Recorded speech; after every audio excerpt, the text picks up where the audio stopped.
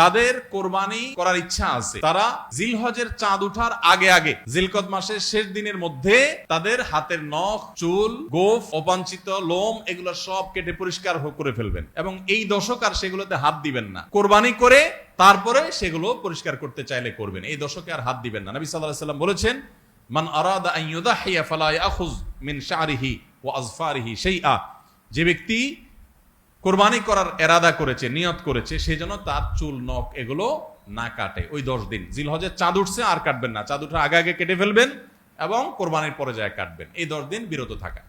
তবে অন্য আরো বিভিন্ন রেওয়ায়াত থেকে, বর্ণনা থেকে বোঝা যায় যে এই আমলটা শুধু যিনি কোরবানি করবেন তিনি নয়, যিনি কোরবানি করবেন না, কোরবানি করার সামর্থ্য নাই, তিনি এই আমল করতে পারেন, তাহলে আল্লাহ তাআলা তাকে কোরবানি করার সওয়াব দান করবেন। এমনকি কোন কোন সালাফ, কোন কোন সাহাবী থেকে এই আমলও বর্ণিত আছে যে বাসার বাচ্চা কাচ্চা যারা আছে তাদেরকেও এই দশকে চুল, নখ ইত্যাদি কাটতে নিষেধ করেছেন। তাহলে চুল, নখ ইত্যাদি কাটা থেকে বিরত থাকা এই 10 দিন, আগে কাটা এবং পরে কাটা, এই 10 দিন না কাটাকাটি না করা, এটা একটা মুস্তাহাব আমল। এবং প্রায় সব ফুকাহা একরাম